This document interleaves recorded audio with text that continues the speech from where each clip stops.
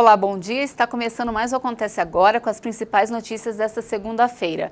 São 11 horas da manhã pelo horário de Brasília. Vamos aos destaques de hoje. A polícia e a Receita Federal tentam encontrar parte dos recursos que teriam sido desviados pelo esquema de corrupção comandado pelo governador do Rio de Janeiro, Luiz Fernando Pezão. A análise de 2 contas bancárias mostra que ele quase não sacava dinheiro. Investigadores dizem que isso leva a crer que ele usava recursos financeiros de contas de terceiros. Pezão segue preso na unidade prisional da Polícia Militar em Niterói. E o Conselho Nacional de Trânsito mudou mais uma vez a entrada em vigor da placa do Mercosul. Faz quase 3 anos que a nova placa deveria ser obrigatória, mas o CONTRAN foi adiando. A partir de segunda-feira, quem mora no Rio de Janeiro deverá utilizar o novo equipamento. Nos outros estados, a data vai variar. Precisa consultar o site do CONTRAN. Em São Paulo, por exemplo, será apenas a partir do último dia do ano. A placa do Mercosul tem fundo branco, faixa azul, 4 letras intercaladas e 3 números. Vem com o logotipo do Mercosul e as bandeiras do país e do estado, além do brasão da cidade. A placa, que custa cerca de R$200, também tem Carry Code, que permite a leitura através de um radar de todas as informações do veículo. Tudo isso para facilitar o patrulhamento de fronteira e combater o roubo ou a clonagem de veículos. O novo padrão só precisa ser adotado no primeiro emplacamento ou quando o carro muda de dono ou cidade. Os veículos antigos terão 5 anos para circular com a placa do Mercosul.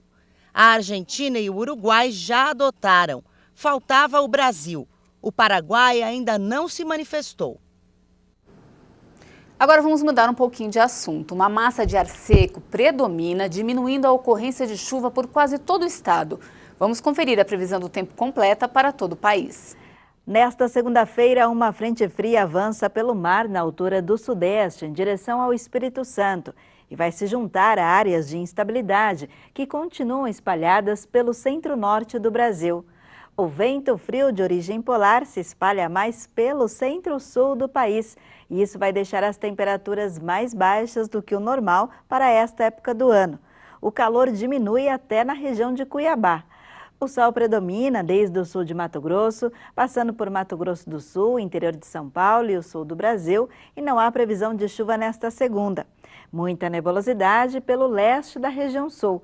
Entre Curitiba, São Paulo e o Rio de Janeiro, apesar da nebulosidade, a previsão é de pouca chuva. Por outro lado, ainda há alerta para chuva volumosa no norte fluminense, no Espírito Santo, no leste de Minas Gerais e em Belo Horizonte. Em toda esta faixa mais escura do mapa, que vai da Bahia até o Amazonas e o Acre, ainda ocorrem várias pancadas de chuva com mais temporais. Outra situação de tempo instável e chuva volumosa é para o litoral do Amapá e do Pará. A umidade aumenta mais pelo nordeste e o leste da região e áreas do sertão terão pancadas de chuva. A mínima prevista é de 15 graus em São Paulo e 14 em Porto Alegre. Campo Grande terá máxima de 33 graus, 31 graus em Salvador, 35 graus em Teresina. Os cerca de 200 países reunidos na Polônia para tentar colocar o Acordo de Paris nos trilhos devem fazer muito mais para limitar os impactos da mudança climática. A 24ª Conferência do Clima da ONU começou na Polônia em alerta máximo. Representantes de cerca de 200 países se reuniram em Katowice para discutir o Acordo de Paris.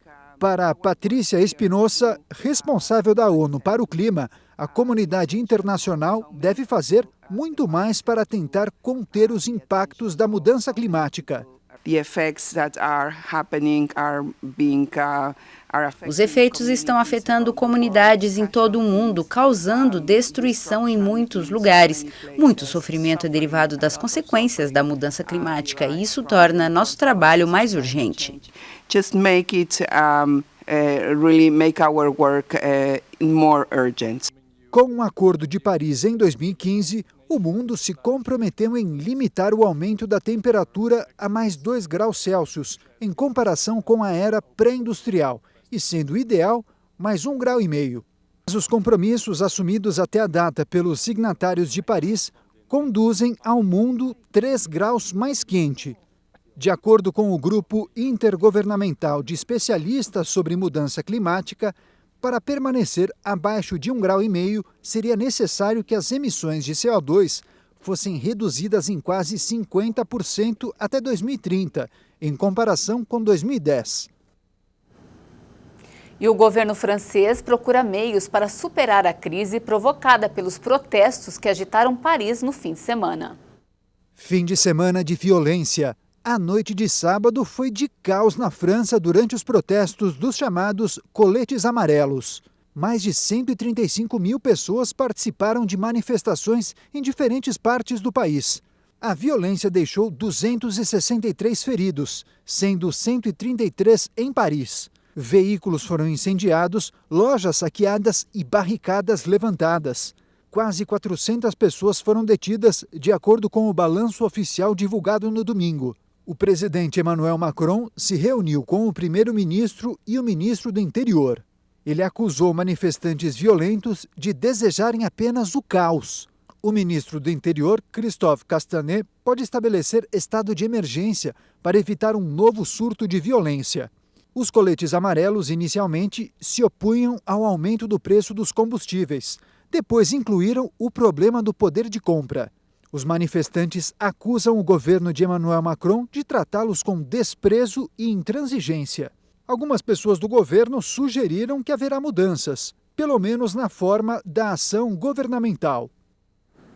E hoje eu vou encerrar essa edição com um concurso de moda inclusiva. Ele vai mostrar a todo mundo que existem roupas acessíveis a pessoas com limitações de vários tipos. Vamos conferir. Botões de pressão, velcro, zíper e ímãs. Esses são alguns facilitadores na hora de vestir uma roupa, como esse casaco, que aparenta ter botões normais, mas são botões de pressão, que são muito mais fáceis para abrir e fechar. Tudo isso é pensado para que todos sejam independentes, principalmente aquelas pessoas que têm algum tipo de limitação. Olha esse vestido desenvolvido pela Kátia. Ele foi pensado para pessoas com deficiência visual. A peça tem um código digital na etiqueta que permite saber o tamanho, a cor, o tipo de tecido e até mesmo as instruções de lavagem. A primeira coisa que o deficiente visual precisa saber o que ele está comprando. Esse daqui parece um vestido comum, mas de comum ele não tem nada, porque além da etiqueta em braille, do QR Code, ele é cheio de tecnologia. É uma roupa inteligente, que tem até sensores, que ajudam em várias situações. A Areli não é estilista e nem trabalha com moda, mas se inspirou na necessidade da filha Beth, de 10 anos, que tem dificuldade motora e não consegue se vestir sozinha. Ela desenvolveu algumas peças que facilitariam muito a vida delas. É difícil você colocar uma roupa que a gente compra na loja, então você tem que comprar na loja e fazer a adaptação em casa, pedir para uma costureira, mudar o conceito da roupa. Todas essas roupas estão participando do concurso Moda Inclusiva. Foram quase 200 inscritos. As 20 melhores peças foram selecionadas e agora apenas 3 serão escolhidas como as grandes vencedoras. O desafio foi desenvolver soluções inovadoras que contribuam com a autonomia das pessoas com deficiência. Mas o objetivo mesmo vai muito além disso. É fazer que todo mundo entenda que a moda deve ser acessível para todos. A funcionalidade aliada à beleza, ao estilo de cada pessoa, para a pessoa poder ter a funcionalidade e se expressar da forma da sua identidade. Eu fico por aqui, mais informações você confere ao longo da nossa programação. Um ótimo dia para você e até mais!